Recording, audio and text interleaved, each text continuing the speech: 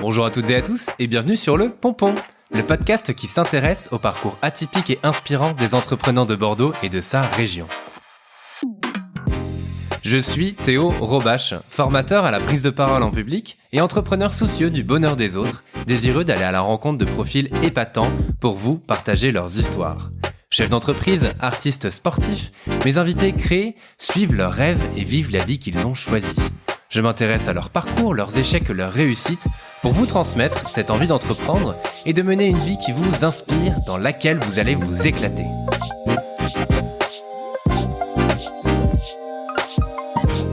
Avant de commencer, je souhaite vous parler de l'agence Pertinence. C'est la Dream Team dont vous avez besoin pour développer votre marque, appuyer votre visibilité sur le digital ou encore déléguer votre marketing. Leur talent, c'est d'amener votre entreprise là où elle doit être et elles le font avec brio.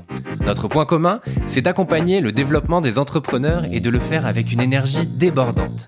Alors allez toquer chez Pertinence de ma part et vous serez reçu par une équipe pleine de peps qui vous conseillera en visant juste pour développer votre activité. Pour ce nouvel épisode, j'ai le plaisir de recevoir Julie Desès, apicultrice et formatrice au sein de l'entreprise qu'elle a créée, Abeille la Vie. Alors apicultrice et formatrice, c'est-à-dire ? Eh bien Julie a mélangé deux milieux qu'elle aime, celui des abeilles et celui de la formation, et notamment la transmission. Après plusieurs années dans l'ingénierie nucléaire et un burn-out plus tard, Julie a écouté son corps qui lui a dit stop. Et c'est ce stop qui l'a amené à créer sa société et à appliquer la vie de la ruche à celle de l'entreprise. Je suis impressionné par l'intelligence et l'organisation des abeilles et par les parallèles que l'on peut faire avec le monde de l'entreprise. Merci à l'équipe de la couveuse Anabase de m'avoir proposé ce nouveau profil. Et avant de vous laisser écouter cet échange passionnant, je vous invite à mettre 5 étoiles sur iTunes, à vous abonner au Pompon, puis à liker, commenter et partager les posts du Pompon afin qu'ils soient connus par le plus grand nombre. Le message étant passé, je vous souhaite à toutes et à tous une très belle écoute. Salut Julie. Salut Théo. Et merci d'avoir accepté mon invitation. Merci à toi de m'avoir invité. Avec grand plaisir. Avant de commencer, est-ce que tu peux te présenter s'il te plaît ? Alors oui, donc je m'appelle Julie Desès, j'ai quel âge ? J'ai 36 ans et je suis maman de 2 enfants. J'habite au nord de Bordeaux. Ouais, à Peugeard. À Peugeard, exactement. Où nous sommes actuellement. C'est ça. Qu'est-ce que tu voulais faire quand tu étais petite ? Qu'est-ce que je voulais faire quand j'étais petite ? Je voulais faire vétérinaire. Ok. Ouais, je voulais faire vétérinaire. Tu vois, tu me remets quelques années en arrière, mais oui, c'était mon rêve. Ok. Attendez, alors on n'est pas totalement loin, mais avec ce que tu fais aujourd'hui, il y a quand même une petite marge, mais quand même tu travailles avec des animaux et notamment les abeilles, oui. N'est-ce pas ? Donc je suis apicultrice. Exactement. Et donc on va revenir à tout ça. Au niveau de tes études, t'as fait quoi ? Parce que donc avant d'être apicultrice, t'as fait des études d'ingénieur, si je ne m'abuse. Oui, c'est ça. Et donc avant, tu as travaillé en tant que chef de projet nucléaire. Oui. Donc voilà, est-ce que tu peux nous expliquer un petit peu ce que t'as fait comme études, ce que t'avais en tête et comment se sont passées tes années, dans le nucléaire pour le coup, quoi. Oui, bah alors du coup j'ai suivi une scolarité à peu près normale, enfin qui était tracée. Ouais. Donc j'ai fait le lycée, le bac et je suis rentrée en classe préparatoire aux grandes écoles. Mm-hmm. Donc j'ai fait une classe préparatoire en physique-chimie. J'ai toujours aimé la physique-chimie. En fait, je crois que j'avais un super prof au lycée et du coup ça m'a passionnée. Donc j'ai pris cette branche-là. Et en fait, les classes prépa te préparent aux écoles d'ingénieurs. Mm-hmm. Donc j'ai passé les concours, j'ai redoublé, j'ai repassé les concours et je suis arrivée en école de génie chimique complètement par hasard à Pau. Donc j'ai étudié à Pau. Okay. Et en fait, quand j'y repense, je me dis mais en fait ma voie a été tracée par une place dans un concours. Ouais. Voilà, donc j'ai choisi cette école. En fait, je l'ai pas choisie, on me l'a donnée. Enfin, je l'ai choisie parce que tu as plusieurs choix. Mm-hmm. Mais au final, tu arrives dans un endroit où tu sais pas pourquoi tu es là. Mais j'ai fait mon école d'ingénieur en génie chimique, voilà, et j'ai eu un diplôme d'ingénieur en génie chimique. Ok, et après tu as commencé à travailler là-dedans. Oui, j'ai commencé, en fait, ce qui est bien quand même avec le diplôme d'ingénieur, c'est que tu peux après postuler un peu partout. Mm-hmm. Et j'ai eu un poste de formateur en diagnostic immobilier à Toulouse. Okay. Donc voilà, pourquoi ? Parce que j'avais aucun. Okay. D'accord, voilà. Tu commences à comprendre la logique de mon parcours. Mais en fait, j'avais un ancien élève de l'école qui était directeur technique à ce moment-là de cette entreprise et donc il m'a coopté. Ouais. Et du coup, je suis rentrée en tant que formatrice. Ok. Donc ça m'a passionné. Le métier de formateur m'a vraiment passionné. Ouais. Après, en termes d'évolution, je suis restée à peu près un an là, mais je voulais vraiment retourner dans ma région d'origine qui était Bordeaux.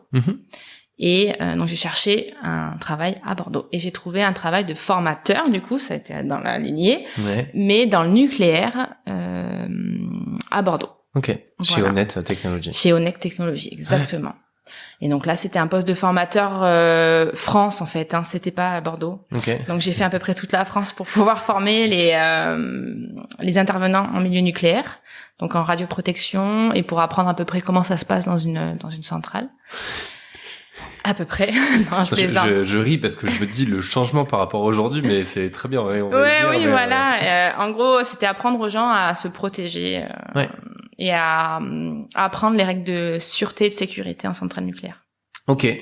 Voilà. Ça marche. Mais donc, et donc effectivement, ça fait quoi avec ce que tu fais aujourd'hui, avec ce côté formation? Oui. Enfin, pour le coup, voilà, t'as quand même, tu retiens quelque chose de toutes ces années-là. C'est ça. J'ai trouvé ma voie dans la formation finale. Je me suis vraiment, j'adore le contact avec les stagiaires, j'adore transmettre, j'adore partir d'un point A où ils ne connaissent rien à un point B où ils ont des outils et des méthodes pour pouvoir avancer dans leur métier. Ça m'avait vraiment passionné. Ok, trop cool. Et donc toutes ces années se passent bien parce que tu passes quasiment 9 ans. Oui, mais entre-temps, en fait, j'ai quitté mon poste de formateur. D'accord. Pour me recentrer. En fait, je suis toujours Bordeaux, je suis l'offre de cette région. Donc, au final, je voulais vraiment m'implanter. Et le fait de faire des formations dans toute la France en termes de vie familiale, c'est compliqué aussi à construire. Donc, j'ai demandé à avoir un poste sur la centrale de Blaye en fixe. Ouais. Et c'est là où je suis du coup devenue chargée de projet en arrêt de tranche nucléaire. Ok. Voilà, en arrêt des réacteurs nucléaires. Oui, mais ça fait pompon comme ça. Mais du coup, mais non, mais pas du tout. C'est quand même vrai que le fait de travailler dans une centrale nucléaire, ça peut faire waouh. Oui, ça fait waouh. Mais en fait, c'est le waouh qui m'a attirée. Je voulais vraiment comprendre comment ça marchait, moi. Comprendre la technique derrière et comment c'était possible de faire de l'énergie à partir du coup du plutonium ou de l'uranium d'ailleurs. Ouais. Et c'était la surprise, comprendre comment ça marche. Et ça marche comment? Tu veux rentrer dans le détail? J'ai posé ma question, je me suis dit la réponse peut être très longue parce que c'est quand même assez compliqué pour le coup. En gros, t'as une réaction de fission, si je me rappelle bien, et qui fait beaucoup de chaleur et tu récupères la chaleur pour faire tourner une turbine. Bon, ça va. Voilà, en termes d'explication. Ok, d'accord. Mais donc intéressant de comprendre. C'était quand même intéressant. Ouais. Très intéressant. Ça marche. Et alors, à quel moment ça commence à cogiter, ça a un peu switché vers l'apiculture? C'est vrai que le saut et le fossé est grand. En fait, tout simplement, donc j'étais manager d'une équipe en 3-8 et je n'arrivais pas à trouver ma place entre ce que me disait ma direction et ce que me demandait ma direction. Et faire transmettre le message le plus juste possible pour les collaborateurs. J'ai pas trouvé ma place. Après, je donnais énormément. Je cherchais toujours à me perfectionner et j'étais pas reconnue par ma hiérarchie. Enfin, après, si tu veux, après tout le travail que j'ai fait, il y a aussi un grand manque de confiance en moi. Donc, je travaillais pour pas de résultats. Et pour tout avouer, après, au niveau familial, ma fille a été déclarée diabétique à l'âge de 10 mois. Ouais. Et en fait, le diabète, c'est une maladie avec laquelle on peut très bien vivre, mais qui nécessite un changement en termes d'organisation de vie, puisque c'est des contrôles le jour et la nuit. Ouais. Et du coup, je suis quelqu'un qui a essayé de combattre tous les problèmes de ma vie toute seule. Donc là, j'ai mis mon mari hors du champ et j'ai dit non, mais moi, je vais y arriver. Je fais le diabète la nuit et je suis chargée de projet nucléaire le jour. Voilà. Donc, perte de repères et de sens dans mon travail. Je dormais plus la nuit. Et j'ai fait ça pendant, je crois, j'ai tenu 3 ans. Ah ouais! Et en fait, à un moment donné, ça coince. Et en fait, c'est mon corps qui m'a dit stop. Okay. J'ai préparé une grosse campagne d'arrêt de tranche. Donc la campagne que tu prépares toute l'année. Ouais. Et en fait, je me suis arrêtée. Mon corps m'a arrêtée 2 jours avant. Ok. En fait, je pense qu'il a vu la montagne de travail qui m'attendait. Il a fait non mais là tu te fous de moi. Jamais t'y vas. Ouais. Et en fait, il a fait stop. C'est-à-dire que j'avais plusieurs alertes en fait. Quelques semaines avant, c'est des sensations où physiquement en fait t'as l'impression que le sol il s'ouvre. Enfin, c'est très difficile à décrire. Il s'ouvre autour de toi et en fait j'étais un zombie depuis 4 jours. Ma fille est diabétique, si tu veux, et en termes il y avait plus de sucre à la maison, alors que c'est quelque chose d'indispensable pour nous. Ouais. J'avais perdu tout le fil. J'ai loupé des factures importantes, des courriers, je les ouvrais plus. Enfin, tu vois, je flottais dans ma vie. Ouais, c'est ça. Et mon mari, il a fait, non, mais là, il y a un souci. Il a appelé une amie à nous qui est médecin. Il a dit, non, mais là, il faut que tu parles avec Julie. Donc, je l'ai eu au téléphone et elle m'a dit, bon, tu t'arrêtes, et tu stops. Ouais. Je dis, mais je vais pas m'arrêter. Enfin, je peux pas. Hein, tu vois, là, je peux pas. Elle me dit, t'as pas le choix. Et je dis, arrête-moi une semaine. Et elle me dit, non, tu t'arrêtes 1 mois. Et en fait, au final, j'ai plus jamais repris. Ok. Parce que j'ai dormi pendant 4 jours d'affilée. Et parce que je me suis reconstruite. Et là, j'ai remis en cause, si tu veux, toute ma vie, toute la dépense d'énergie que j'avais eue dans un métier où finalement ne me correspondait pas. Et enfin, toute la reconstruction derrière a été difficile. Tu penses que tu prends la décision de partir d'un métier où qui est bien rémunéré, t'as la maison à payer, t'as les factures à payer, t'as une fille qu'il faut t'assurer. Enfin, comment tu fais? Et au final, tu dis non, je peux pas y retourner.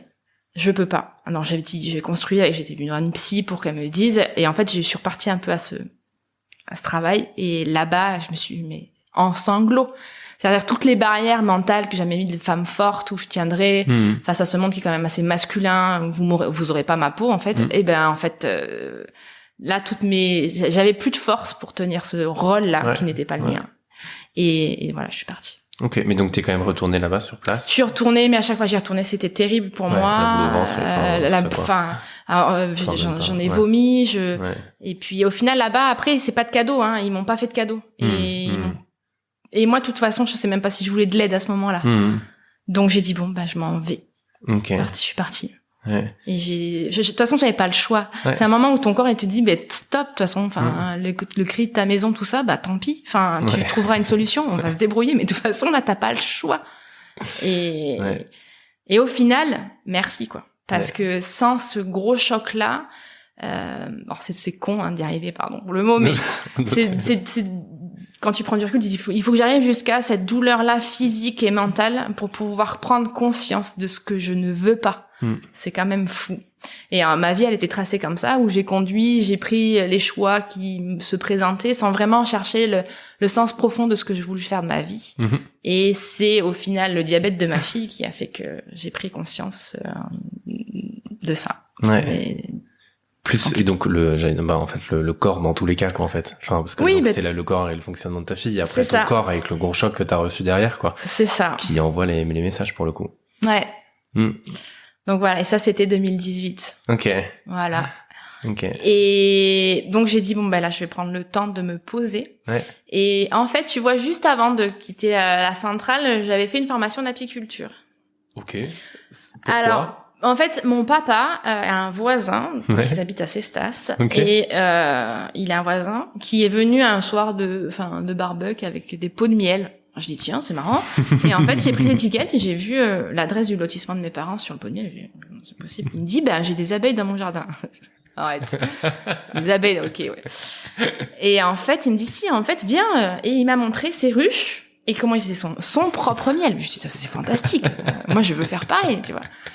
Et ça vient de là, où on se pose la question, qu'est-ce qu'on peut faire aussi pour la nature? On est bien conscients tous aujourd'hui qu'il y a quelque chose à faire, qu'il faut agir. Et moi, je me dis, ça va être ma manière à moi d'agir. C'est un peu l'action colibri. Moi, avec mes petites abeilles, je vais sauver les abeilles. Et puis, mes abeilles en tout cas. Et puis, je vais faire mon miel.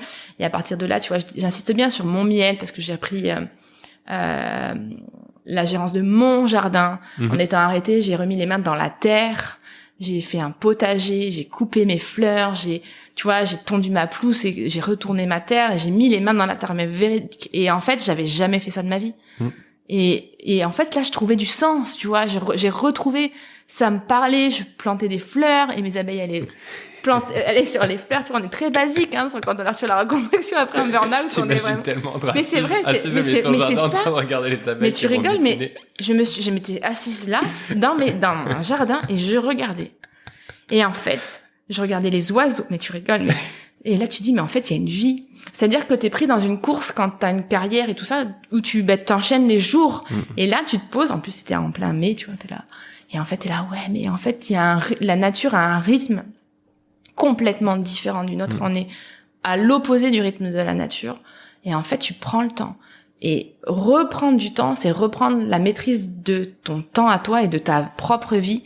Et ça, et regarder les abeilles. Donc moi, je regarde les abeilles pendant des heures et voir ce travail, cette cohésion que moi j'avais pas dans mon travail, cette intelligence qu'elles ont, elles, à travailler ensemble, alors que moi, dans le service où j'étais, on se tirait dans les pattes, il n'y avait pas de cette cohésion. Et t'es là, mais c'est magique. Si seulement aujourd'hui, les gens, ils pouvaient prendre exemple sur ça. Et voilà. Donc j'ai ralenti, j'ai vu le temps, j'ai mis les mains dans la terre et j'ai fait, waouh, c'est trop beau la nature. Et donc là a commencé mon chemin avec l'apiculture au final. Et bon, c'était c'est une passion parce que tu peux faire une formation d'apiculture, mais tu connaîtras jamais les abeilles vraiment. Et c'est ça aussi qui est chouette, c'est que la nature, tu ne la contrôles pas et tu ne la maîtrises pas. Et ça, c'était un cheminement pour moi qui était compliqué. Mais au final, dans ce lâcher prise, t'apprends tellement sur toi en termes de sérénité et te dire qu'en fait, je ne contrôle pas tout. Ça t'amène déjà de la surprise. Ça, c'est chouette. Et en fait, le résultat ne dépend pas de toi. Et tu ne peux pas être déçu. Et donc ça, c'est super. C'est chouette. C'est clair. T'emploies plein de termes, il y a plein de choses hyper intéressantes dans tout ça au quotidien à appliquer très clairement. Effectivement, on est dans le contrôle à fond et ouais. T'as raison, on est drivé par des agendas, par des rendez-vous et parfois il faut avoir une partie de ça, oui ou non, ça dépend des gens bien évidemment, mais il faut prendre aussi le temps de respirer, de se poser et de pas s'oublier. Oui, je pense que c'est important parce que au final, il nous manque aujourd'hui cette étape là je me pose, je sais ce que c'est le rythme de la nature et après je construis ma vie à partir de ça. Comme ça, je sais d'où je pars et je fais les choses quand moi maintenant avec mon activité, il y a des fois où je passe 10-15 heures par jour à travailler, donc on n'est plus dans cette attitude là. Ça, ouais. Mais je le fais en conscience, tu vois, c'est autre chose. Ouais. C'est-à-dire que aujourd'hui j'ai conscience du temps. Et ça, c'est toute la reconstruction après mon burn-out qui a permis ça. Ok. Et donc, alors ta formation d'apicultrice, tu l'as fait avant de quitter, la centrale, hein. Ouais. C'était déjà donc donc c'est ça qui t'a mis la puce à l'oreille. Ouais. Pour aller vers ça. Comment ça s'est passé? Et en fait, et surtout, j'ai envie de comprendre le déclic où tu te dis bon en fait c'est ça que je vais faire quoi. C'est ça que je dois faire. Ça a été une longue construction finalement parce que tu vois, fin d'année, j'ai dit je me pose, fin d'année 2018, ouais. Je me pose et puis là on a une petite surprise qui est arrivée dans notre vie, qui a 19 mois aujourd'hui. Ouais. Donc au final j'ai dû prendre, tu vois, c'est comme si la vie m'avait imposé d'abord tu prends soin de toi et après tu te reconstruis. Donc j'ai mis un temps, j'ai eu le temps de réfléchir pendant ma grossesse et puis après et je dis mais il faut que je fasse quelque chose. Alors je t'avoue, je suis passée par des multiples idées. J'ai voulu devenir écrivaine, journaliste, j'ai voulu partir faire des travaux humanitaires en Afrique. Enfin j'ai tout pensé et j'ai fait un bilan de compétences. Ouais.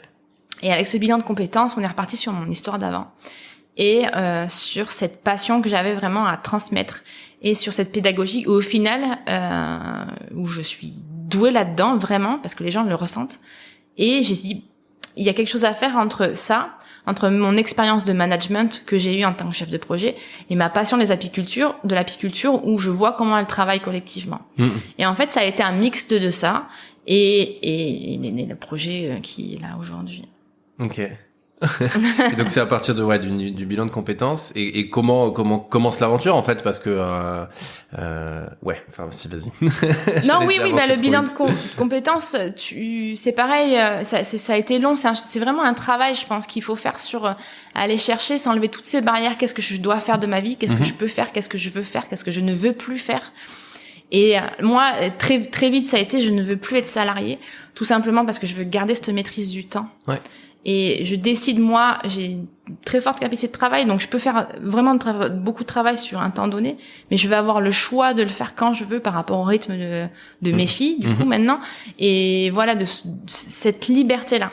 Okay. Donc là, du coup, alors faut devenir entrepreneur. Ok, ouais, mais ça veut dire quoi? C'est quoi? Comment on fait? Enfin, là commence la difficulté. Mais c'est surtout un changement complètement d'état d'esprit quand tu te passes de salarié que tu as fait pendant 10 ans à entrepreneur. Donc c'est une autre démarche, c'est-à-dire qu'il faut aller chercher, il faut aller te créer ta vie. Donc c'est une forme de liberté. Et au final, tu crées quelque chose et tu es toujours dans la démarche. Alors ça me correspond énormément parce qu'au final, sur mes différents métiers que j'ai fait avant, je m'ennuyais vachement vite. Là, je m'ennuie plus, je te rassure. Mais t'es toujours en train de chercher, tu construis ta vie. Alors c'est très déstabilisant parce qu'il y a un phénomène d'insécurité quand même. Par rapport à l'emploi, tu sais pas si demain t'auras un client, tu saurais pas ce que te réservent les mois. Alors là, tu vois, en termes de lâcher prise, on n'est plus du tout dans le contrôle. J'ai appris ça récemment. c'est pas facile, mais voilà, c'est un choix. Et quand tu sais pourquoi t'as fait le choix à la base, t'arrives à continuer à avancer, même si franchement des fois je te dis qu'est-ce que tu fais là en fait. Et tu reviens sur toute cette construction, tu dis non mais c'est bon, je suis sur le bon chemin, mais t'as des fois besoin de revenir en arrière. Yes. Exactement. Et alors comment ça se passe au début, la construction de ta boîte, et surtout alors moi j'ai envie de comprendre, mais ça va être dans les questions d'après, déjà comment ça se passe dans une ruche et la vie de l'abeille, etc. Parce qu'il y a plein de choses, et comment en analysant ça t'as pu aussi le transposer à la vie de l'entreprise en fait. Est-ce que c'est ça aussi? Mais donc déjà au début, est-ce que rapidement tu t'es dit ok, en fait les abeilles vivent comme ça, c'est hyper stylé, je vais faire de la formation, enfin je vais accompagner les gens par rapport aux abeilles. Enfin à quel moment tu vois ça se fait quoi en fait. Mais c'est alors j'avoue, j'ai une coach j'allais dire développement personnel parce qu'on y est presque, mais en bilan de compétences qui est génial. Qui est génial, voilà. Et elle m'avait dit mais parle-moi des abeilles. Et en fait elle a fait le lien, elle m'a dit tu vois de quoi tu parles là, regarde ton expérience. Et parce que j'arrêtais pas de lui dire mais t'imagines si les hommes ils faisaient pareil que les abeilles, on serait moi j'aurais pas été amenée à vivre ce que j'ai vécu parce que j'avais pas d'outils, j'avais rien, je comprenais rien à comment marchait une entreprise et le collectif, alors que tout le monde est individuel, tout le monde se tire dans les pattes. Les abeilles elles font pas ça. Et en fait c'est elle qui a fait le lien, elle m'a dit mais redis ce que tu dis et réfléchis. Et en fait je dis non mais tellement. Et elle me dit là il y a un truc à faire parce qu'au final t'es apicultrice, t'as les mains dedans, tu sais comment ça marche, t'as été manager. Tu sais comment ça marche, les travers qu'il y a, et puis les jolies rencontres qu'il peut y avoir aussi. Et puis t'es formatrice. Enfin, là, le lien, il a été fait quand moi tu me lances sur parler des abeilles, je parle, je peux parler pendant des heures. Branche le chrono. Mais, c'est ça, en fait. Et elle me dit, tu l'as, ta passion. En fait, je savais pas que j'avais une passion des abeilles tant qu'on me l'avait pas dit, mais effectivement, quand j'en parle, là, je parle pendant des heures et elle me dit, voilà, t'as ta passion. Et j'avais toujours lu des trucs, fais de ta passion ton travail et tu ne travailleras plus jamais un seul jour de ta vie. Okay, ouais. Mais au final, c'est vrai. Alors, travailler avec les abeilles, aujourd'hui, à un moment, je me suis dit, je vais faire apicultrice, tu vois, je vais avoir des ruches, faire du miel, produire mon miel. Là, je retombais dans d'autres choses qui... Tu vois, en termes de production de miel, tout ça, là, on n'est plus dans mes valeurs par rapport à ce que je pense de l'abeille. Donc, ça correspondait pas. Et moi, je savais très bien que si j'étais apicultrice, au bout d'un moment, c'est toujours la même chose. Enfin, les années, même si elles sont différentes, ça allait se répéter et j'allais m'ennuyer. Donc, non. Et donc, j'ai vraiment essayé de créer quelque chose on est vraiment sur une étape créative, qui me ressemble et qui fait, ma passion, mes compétences, ce que j'aime faire. En fait, j'ai pris la touillette, j'ai tout mélangé, puis j'ai sorti mon projet. Ok. Abeille la vie, c'est ça. Abeille la vie, oui. Pourquoi ça s'appelle comme ça? Alors, le nom, c'était... Quand j'ai lu le nom, j'avais la chanson en tête. Oh la belle vie. Il y a de ça. Il y a, ouais, si c'est ça, c'est la vie est belle si tu veux, et donc abeille la vie, on est dedans. Ok, d'accord. Abeille ta vie, abeille la vie, mais des abeilles partout dans ta vie. Ok, super. Et est-ce que tu peux nous... Enfin, alors attends, parce que j'ai envie d'arriver sur les abeilles un petit peu plus tard quand même. Et donc non, aujourd'hui, ce que tu fais, c'est qu'effectivement, Bah non, c'est pas logique. Alors, je réfléchis, je formule mes questions à chaque fois. Elles essayent de se faire dans ma tête, mais c'est pas toujours aussi rapide que je le souhaiterais. C'est pas bien grave. Et donc oui, non, est-ce que tu peux nous raconter, en fait... une ruche, et donc tu m'en as montré juste ici comment ça fonctionne, et pour après donc comprendre comment tu le transposes à l'entreprise bien sûr, mais comment fonctionne une ruche. Est-ce que là tu peux nous en dire un peu plus? Oui. Alors une ruche, il faut savoir que c'est une reine et entre 10 000 et 60 000 demoiselles, je les appelle. Elles s'appellent pas des ouvrières, je les appelle les demoiselles. Yes. Et c'est une organisation dont le but est de produire assez de miel pendant le printemps et l'été pour en avoir assez l'hiver et rester en vie. Ça, c'est le but de la ruche. Comment ça se passe en hiver? En gros, en hiver, elles sont toutes agglutinnées, un peu au mode des pingouins, si tu veux, imaginer. La reine est au milieu. Et en gros, elles vont consommer le miel. En consommant le miel, du coup, elles brûlent des calories. Ça leur permet de bouger leur thorax hyper fort et de créer de la chaleur. Donc, elles font ça. À l'extérieur de la grappe, elles prennent du miel. Elles vont à l'intérieur. Elles font chauffer la grappe d'à peu près 37 degrés malgré les températures extérieures. Et en fait, elles font ça. Elles font de l'intérieur à l'extérieur, de l'intérieur à l'extérieur. Elles font ça tout l'hiver. Voilà. Pour maintenir la grappe. Ça, ce sont les abeilles d'hiver qui ont une durée de vie entre 4 et 6 mois en fonction de la durée de l'hiver. À la fin de l'hiver, donc début du printemps, la reine se remet à pondre des abeilles d'été. Et donc là, elle va envoyer du pâté. Elle pond à peu près 1500 œufs par jour. Combien? 1500. 1500 œufs par jour. Ah ouais. Et là, en gros, on passe de 10 000 abeilles à 60 000 en 2 ou 3 mois. Et elles sont au taquet. Donc là, elles vont partir pour aller chercher du nectar. À partir du nectar, elles en font du miel. Et elles prennent aussi du pollen pour aller nourrir les larves. Donc, si tu veux, l'organisation générale est faite pour ça, aller chercher du miel. Et élever les larves pour aller chercher du miel. Tu vois, on est toujours autour, du miel. Elles vont pas chercher du miel, du nectar, mais voilà. Et ça, c'est l'organisation générale. À la fin, quand il commence à plus y avoir de miel, on est encore sur de nectar, on est encore sur la décroissance et on repart sur l'hiver. Entre-temps, il y a les mâles qui arrivent, parce que là, je t'ai parlé que des femelles. Mais les mâles sont pondus milieu du printemps, donc ils s'appellent de faux bourdons. Les faux bourdons sont les mâles des abeilles. Eux, si tu veux, t'as toutes les demoiselles qui prennent la partie production, et les faux bourdons et la reine, eux, sont la partie reproduction. Les mâles, eux, ne font rien. Non, je plaisante. Ils ont quand même un rôle hyper important. Donc ils ne font que consommer du miel, ils vont pas butiner, ils s'occupent pas des larves, ils font rien, ils vont de ruche en ruche. Ils arrivent et ils sont beaucoup plus gros, ils consomment beaucoup de miel, ils se prélassent toute la journée dans la ruche. Par contre, ils s'entendent une seule chose, c'est le vol des princesses. Les princesses, ce sont des futures reines, elles sont vierges et elles s'envolent des ruches une fois par an, et là c'est le vol, elles s'envolent. Elles se font féconder par 10 à 30 mâles qui meurent pendant la fécondation, la reproduction. La reproduction. Et après, elles rentrent. Et là, les reines. Et donc, elles rentrent dans une nouvelle ruche? Alors, elles rentrent dans une nouvelle ruche, puisqu'il ne peut y avoir qu'une seule reine. Donc là, on est sur... J'ai l'impression qu'on explique un jeu, tu sais quoi. Oui, c'est ça. Il ne peut y avoir, il ne restera qu'un. Il faut voir vraiment la ruche comme des individus, qui sont les demoiselles et la reine et les faux bourdons. Mais tu peux voir ça un peu plus globalement comme dans un corps humain, où en gros, c'est la colonie, ce serait ton corps humain, et les cellules, ça serait les abeilles, tu vois. Le but de la colonie, c'est de se reproduire. Donc, c'est de passer de une seule colonie à 2. Et ça se passe au printemps pendant l'essaimage. D'ailleurs, là, on est en pleine période d'essaimage. Ce qui se passe, c'est que ça commence à chauffer, la ruche, soit elle manque de place, soit, voilà, on sait pas exactement encore comment ça part, mais quand ça commence à se décider, il y a une douzaine d'éclaireuses qui partent dans différents endroits et qui vont aller tester différents lieux où elles vont pouvoir s'installer. À ce moment-là, la reine, elle commence à sentir que ça chauffe un peu pour elle, parce qu'elle est pas forcément OK pour partir, donc c'est pas elle qui décide. Et elle ne peut pas voler. Elle est trop lourde parce qu'elle a une spermathèque qui lui permet de pondre pendant 5 ans quand même. Et donc là, en fait, ce qui se passe, c'est que les autres abeilles dans la ruche vont commencer à aller la buzz, on appelle le buzz bun là.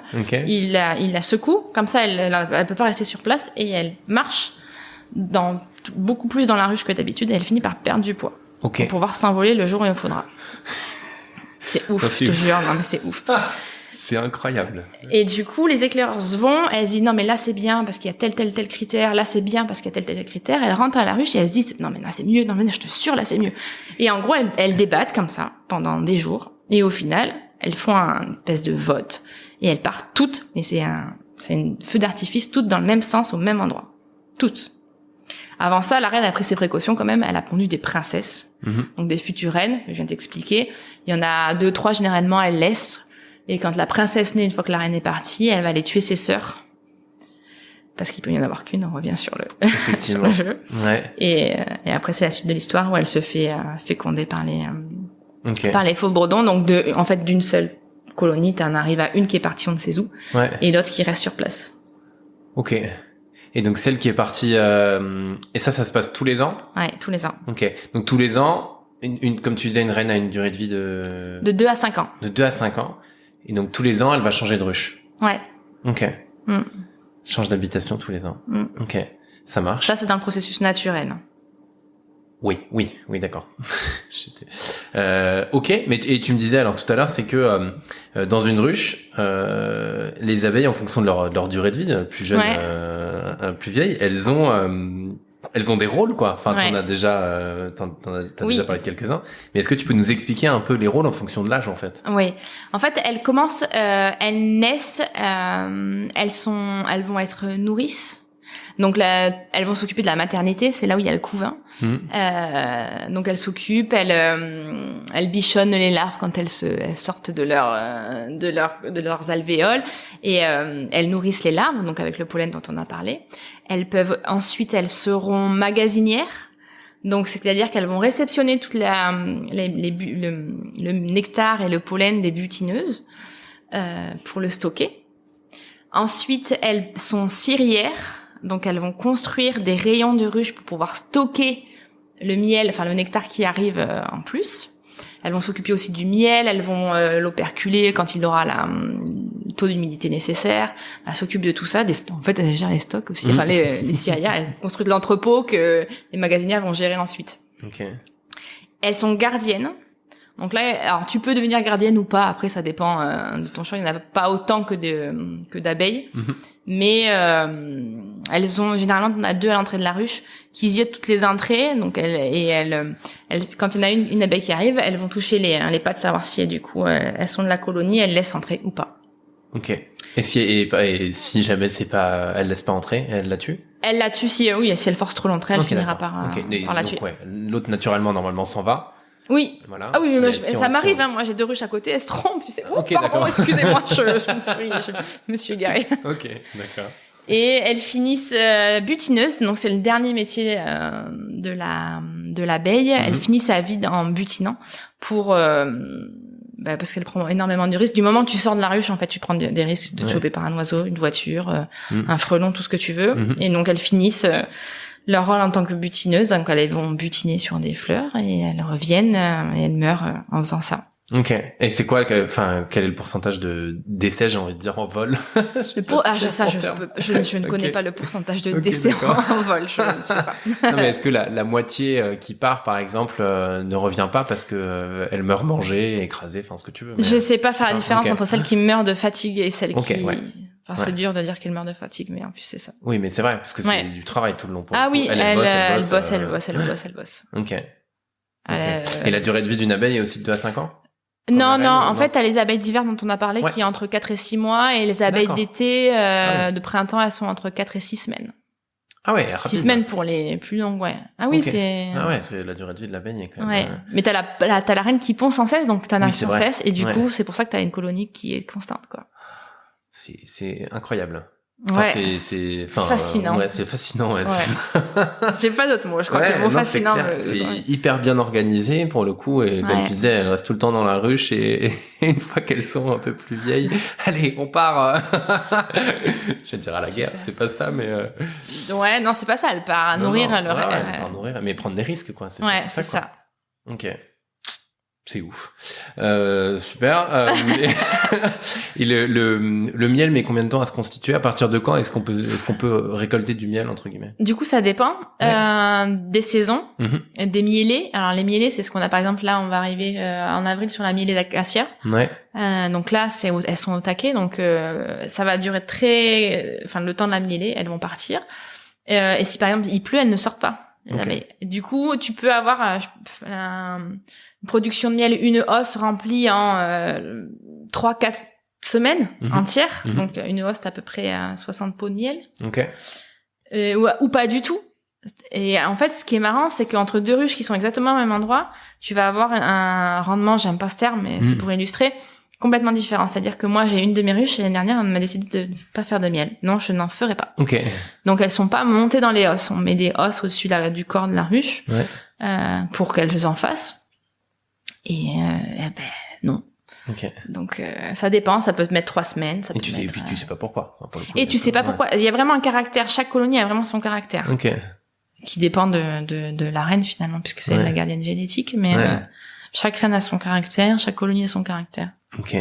C'est génial. Ouais. C'est génial à la fois. Bon, t'as fait beaucoup de rapprochements avec l'humain, avec les caractères, etc. Ouais. C'est pour le coup, c'est vraiment ça, quoi. Et chacun son caractère. Et c'est cette organisation que je trouve impressionnante. Ouais, elles sont.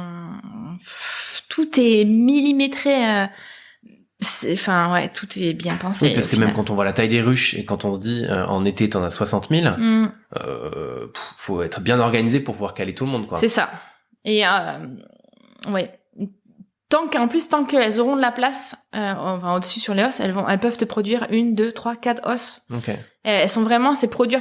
Alors après, forcément, l'apiculteur, il l'enlève, tu vois, tout ça. Ouais. C'est là où moi, c'est compliqué pour moi. Il enlève le miel avant l'hiver. Okay. Et par contre, t'as quand même une dose de miel à l'intérieur dans le corps de la ruche qui est fait pour que les abeilles survivent. Ok, ça marche. Mais tant qu'elles peuvent travailler, elles travaillent, elles ne s'arrêtent jamais, quoi. Ouais. Parce que de manière naturelle, sans apiculteur, c'est-à-dire qu'elles produiraient beaucoup de miel, autant ou pas forcément autant. Alors, ou est-ce qu'elles en produisent beaucoup parce qu'en fait on leur retire entre guillemets, enfin tu vois, C'est ça. En fait, tu touches du doigt quelque chose d'important, c'est que dans la nature, elles vont produire. C'est-à-dire que tant qu'elles ont de la place, elles produisent. Ouais.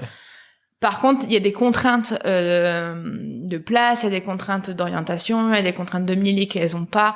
Aujourd'hui, dans les ruches boîtes, elles produiront pas autant. Là, c'est vraiment dans les ruches d'Adam, donc les carrés là où plus t'en mets, plus elles produisent. Donc non, elles en produiraient pas autant. D'ailleurs, j'ai une ruche qui est une ruche kenyane là. Les rendements est tout petit. Ok, super, parfait, merci pour toutes ces explications. Et donc aujourd'hui, toi, à la fois, j'ai vu donc tu fais des formations en entreprise en partant de ce sujet-là, enfin en t'inspirant des abeilles, j'ai envie de dire. C'est ça. Et aussi t'installes des ruches parce que il est possible d'avoir chez soi, quand on a un jardin, j'imagine, des ruches. Oui. Il est possible, la preuve. Oui, la preuve. Mais au-delà, on n'est pas obligé d'être. Enfin, est-ce qu'on devient apiculteur forcément? Je ne sais pas. Mais comment ça se passe là, un particulier qui a un jardin comment ça se passe tout simplement? Alors, c'est possible. Il faut savoir que la formation n'est pas obligatoire aujourd'hui. Okay. Donc, tu peux te dire, j'aurai des ruches, je veux avoir des abeilles, je mets des ruches dans mon jardin. Ouais. Après, c'est quand même vivement conseillé, c'est une technique et une organisation qu'il faut appréhender, qu'il faut comprendre. Mais au-delà de ça, il y a de la réglementation à respecter. Donc, forcément, en fonction de la nuisance, parce que c'est considéré comme nuisible, il y a une distance à respecter entre toi et ton voisin, toi, entre les bâtiments collectifs, que ce soit une école, que ce soit une maison de retraite, un terrain de foot, j'en sais rien. Il y a des distances à respecter qui dépendent des préfectures et donc, ou des mairies, d'ailleurs. Ouais. Et après, il faut orienter la ruche d'une certaine façon. Faut réfléchir à un projet. Un projet apicole, il se construit pas du jour au lendemain. Parce qu'une fois que t'as placé une ruche, en fait, tu peux plus la bouger. Ok. Ouais, tu peux plus. Ah oui, c'est. Ah, tu peux, mais ça dérange bien les. Ça dérange les abeilles, c'est compliqué parce qu'elles repèrent vraiment l'entrée de la ruche par rapport au soleil. Okay. Et elles s'orientent par rapport au soleil. Donc, il suffit que moi, ça m'est arrivé, j'ai dû juste bouger d'angle, mais vraiment pas beaucoup. 3-4 degrés. Et en fait, elles arrivaient à l'endroit, elles se comprenaient plus rien. Okay. Donc voilà, faut réfléchir à son projet, faut regarder aussi le potentiel mellifère. Ça sert à rien de mettre une ruche dans un endroit où il y a que du béton sur 3 km à la ronde parce qu'elles pourront pas se nourrir et elles vont mourir. Donc faut avoir un aspect vraiment global. Ouais. Réfléchir à la biodiversité, aux plantes que je peux planter moi pour attirer plus d'abeilles, pour les nourrir toute l'année en fait. Et ça se réfléchit, parce que je te parlais d'amis d'acacia et t'as le lierre en fin d'année. Ouais. Donc il faut vraiment qu'elles aient à manger sur tout le long de l'année. Okay. Donc ça se réfléchit. Ouais. Mais c'est possible. Ouais, carrément. Et tu parlais de kilométrage de béton. Une abeille peut faire combien de kilomètres? 3-4 kilomètres de rayon. 3-4 kilomètres. Pour aller chercher la nourriture. Ouais, c'est ça. Donc, c'est pour ça que si tu la bouges, tu peux, mais tu peux la bouger 3 kilomètres après. Ok. Parce que là, en fait, du fait qu'elle a complètement perdu ses repères, elle va remettre sa boussole magnétique et soleil. De tout repartir. Voilà, elle repart à zéro et donc. Et elle recommence. Et oui, parce que tu disais, faut qu'elle repère l'entrée, mais effectivement, l'entrée, elle fait quoi? Elle fait 20 cm sur 2, quoi. Oui, c'est ça. Ouais, c'est tout petit, ouais. Ouais, j'ai vu ça tout à l'heure, donc je fais ça à peu près de tête. Oui, c'est ça, à peu près. Visu, mais oui, plus c'est petit et mieux c'est, parce qu'au final, ça... Alors, il y a une poule qui vient de passer à côté de nous. Et c'était inattendu. Donc, en plus des abeilles. Oui, j'ai des poules aussi. Je vais me parler de quoi? Ça, j'ai oublié de te prévenir. Ah non, mais très bien. Inattendu, c'est très bien, c'est parfait. Je parlais de l'ouverture des ruches, oui, pour le coup de la taille de mais plus c'est petit, mieux c'est. Parce qu'au final, ça évite l'entrée des prédateurs. Ouais. Ça, comme les musaraignes, l'hiver, par exemple, les souris. Ouais. Et on est obligé de rajouter même des entrées encore plus petites. Okay. Quand il y a la période des frelons. Ouais. Pour les aider à protéger l'entrée, parce que forcément, si c'est ouvert sur ça, c'est compliqué à protéger, quoi.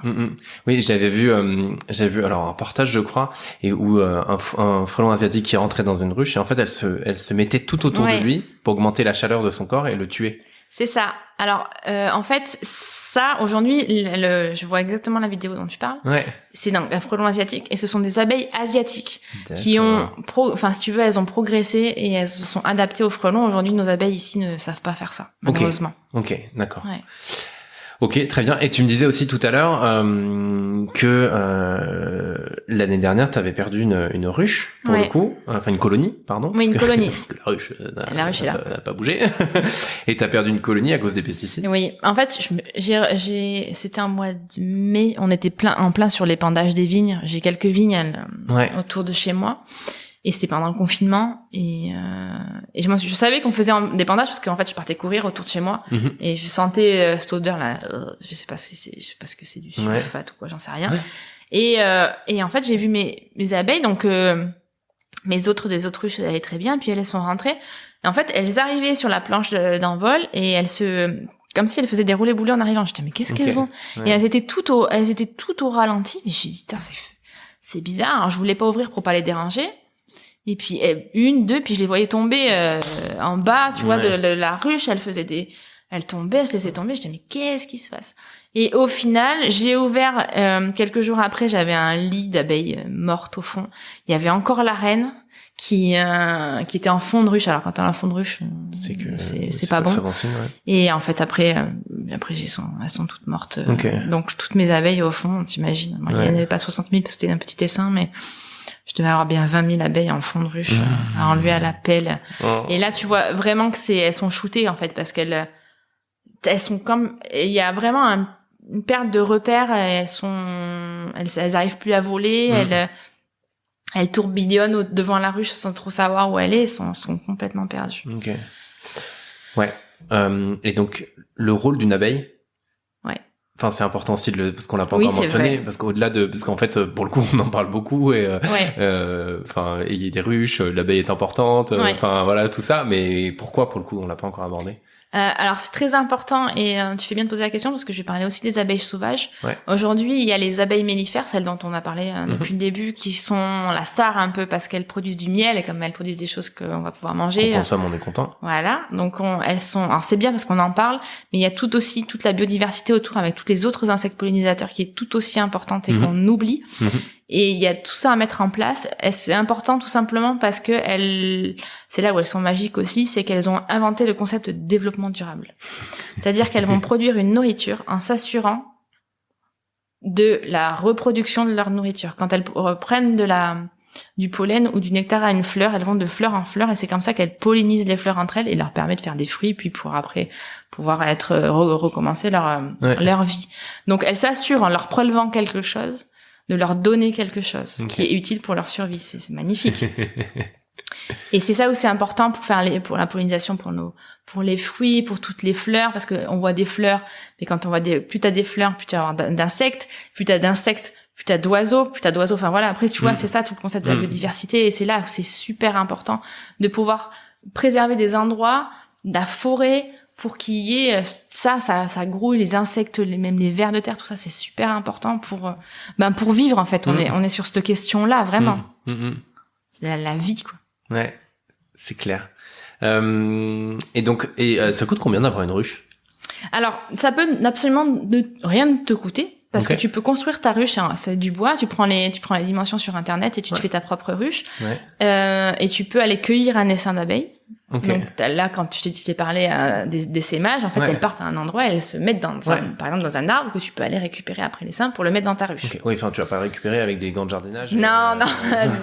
Tu peux faire appel à un apiculteur ou du coup, il faut que tu achètes tout ce qui va bien pour te protéger.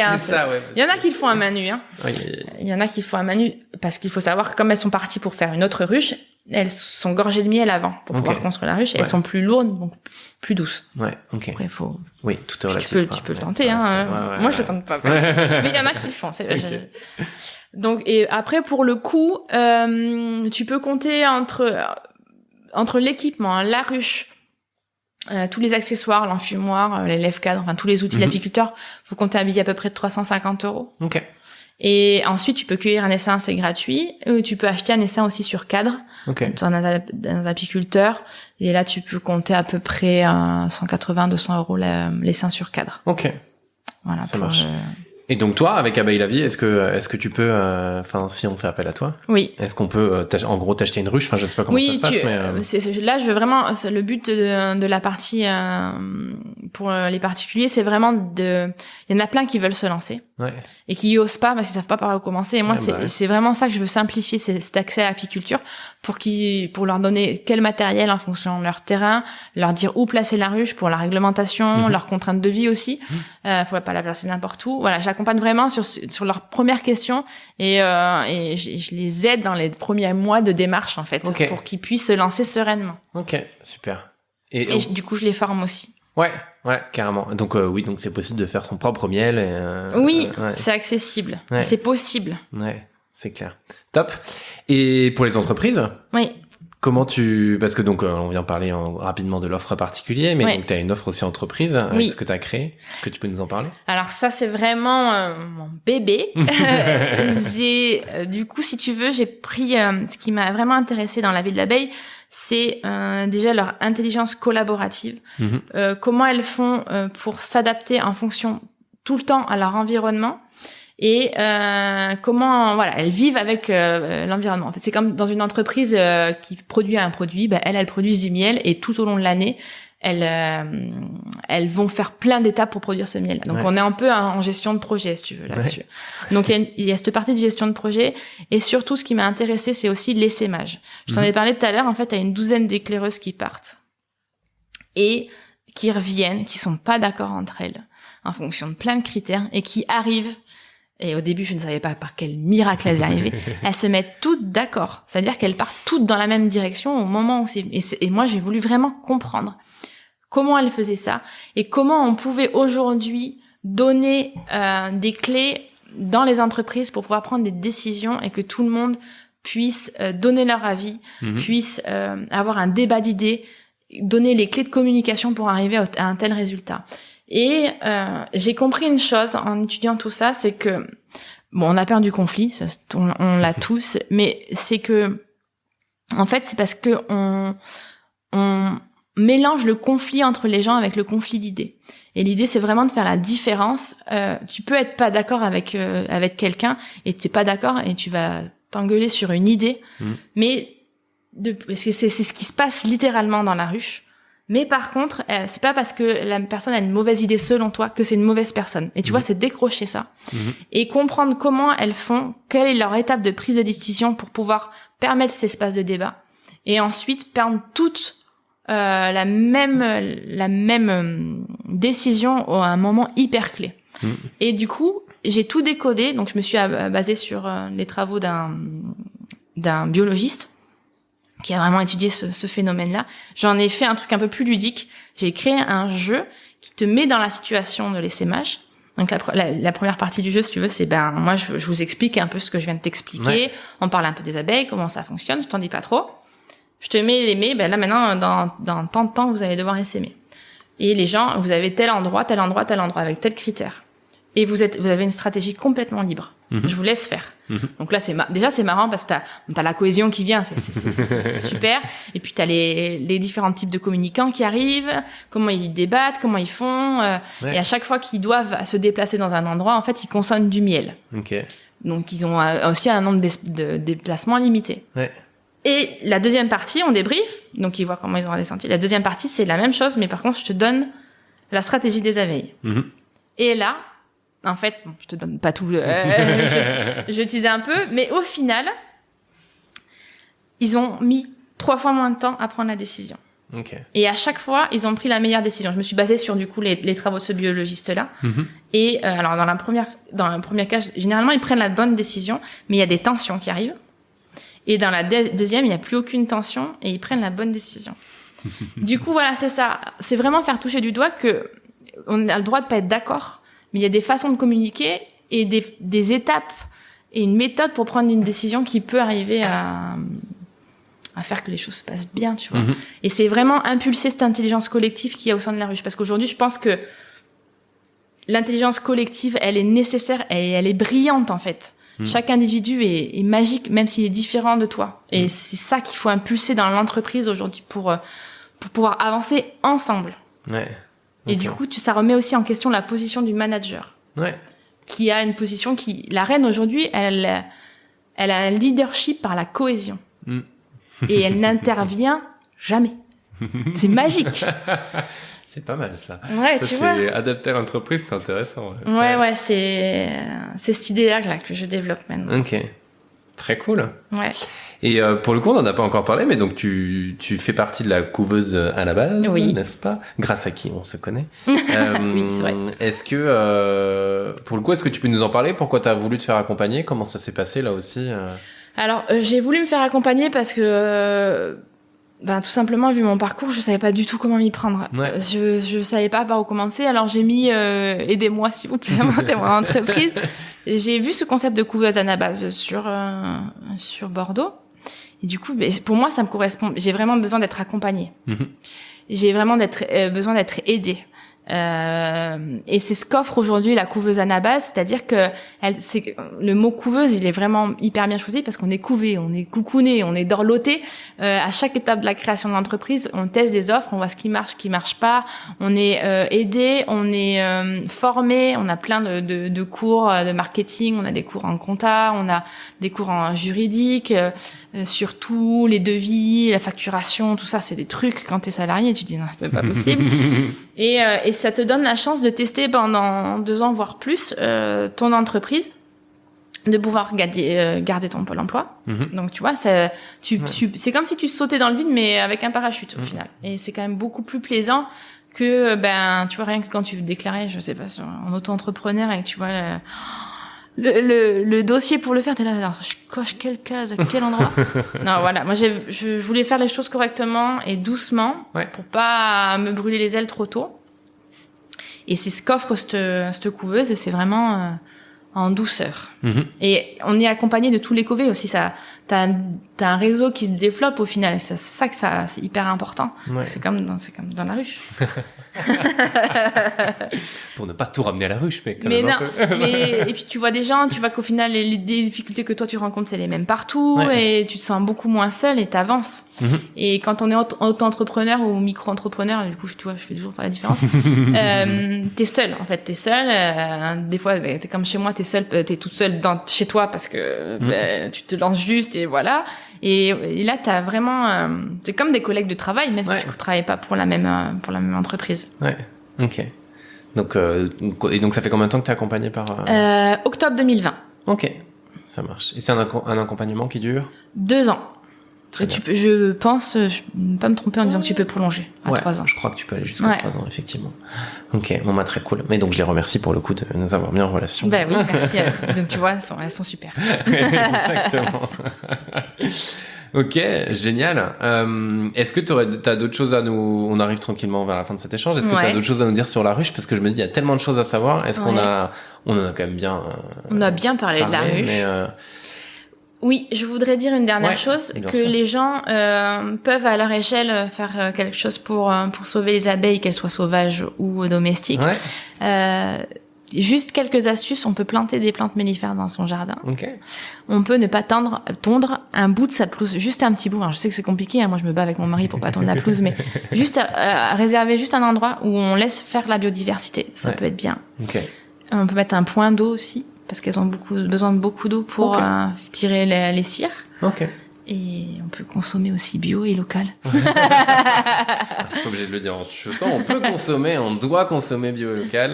Ça aide indirectement aussi à favoriser la biodiversité. Totalement. Et je me demandais, alors, pour le coup, des plantes mellifères, est-ce que tu peux préciser exactement lesquelles ? Oui, alors, ce qui est hyper important aujourd'hui, c'est pareil, on vend dans les jardineries des sachets de jachère mellifères, fleurs à papillons, là. Ouais.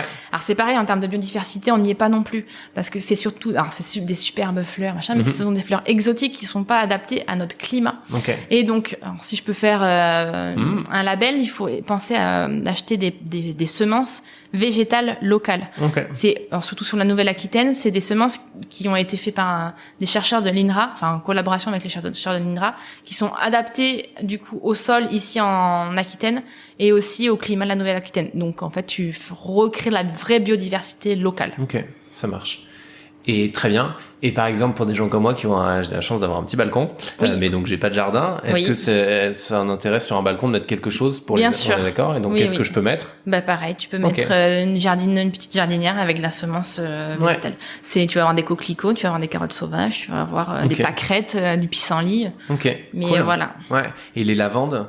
Alors lavande, oui, c'est moi j'en ai dans mon jardin parce que j'étais dans mes débuts, mais c'est pas hyper localiste, quoi que ça va le devenir au fur et à mesure des années. Mais si c'est mellifère, hein, c'est la miel de lavande est hyper connue, hyper bon d'ailleurs. Ok, d'accord. Et donc mettre un peu d'eau. Ok, très bien. Ouais, voilà. C'est bien, je repars en fait, je prends tout ça pour moi. Non, bien sûr, pour toutes les personnes qui nous écoutent, allez-y quoi, parce que c'est important pour le coup, enfin, l'importance des abeilles. Et puis je le dis de temps en temps de faire sa part du colibri, et ça aussi, ça en fait partie. Ouais, c'est important, je pense. C'est cool. Ok, super. Qu'est-ce qui t'anime dans tout ça ? Qu'est-ce qui m'anime dans tout ça ? On repart sur l'effet colibri et c'est vraiment créer du lien grâce aux abeilles, que ça soit du lien entre apiculteurs, même du lien dans mes formations en management et en accompagnement en entreprise. C'est recréer du lien parce que je suis sûre que c'est grâce à ce lien qu'on avancera tous ensemble. Ok, super. Et enfin, est-ce que tu aurais un conseil à donner à celles et ceux qui veulent entreprendre ou celles et ceux qui ont cette petite voix dans leur tête qui leur dit « Oh, allez, vas-y quand même ». Osez. Yes. Osez y aller. Et si vous travaillez avec passion, de toute façon, tout va se mettre en place pour que vous puissiez réussir. Ok, très cool. Merci beaucoup. Merci à toi, c'était chouette. Mais carrément, j'ai appris plein de choses, c'était génial. On te retrouve sur abeillavie.fr ? .com. J'avais une chance sur deux, avec le .org, c'est pas grave. abeillavie.com, donc on peut te contacter et on te retrouve aussi sur Insta ou je sais plus. Insta, Facebook, TikTok. TikTok. Ouais. Ah ouais. Ouais. Ok, joli. Je sais pas encore comment ça marche, donc très bien. Il y a un chat en plus magnifique. On est entouré. Après la poule, c'est le chat. C'est comme ça, on aurait eu tout le monde. Super. Julie, merci beaucoup. Merci et à très bientôt. À bientôt. Merci à tous pour votre écoute. Maintenant, vous savez tout sur la vie d'une ruche et l'intelligence extraordinaire des abeilles. J'ai adoré en apprendre plus sur le parcours de Julie et comment elle s'est écoutée pour créer l'entreprise qui fait qu'aujourd'hui, elle n'a pas l'impression de travailler et ça, je crois que c'est un peu le nerf de la guerre. Si cet épisode vous a plu, eh bien je vous invite à le partager autour de vous et vous abonner depuis la plateforme d'écoute sur laquelle vous êtes. On se retrouve très bientôt pour un nouvel épisode du Pompon et surtout, d'ici là, échangez avec un maximum de monde et prenez soin de vous. À très bientôt.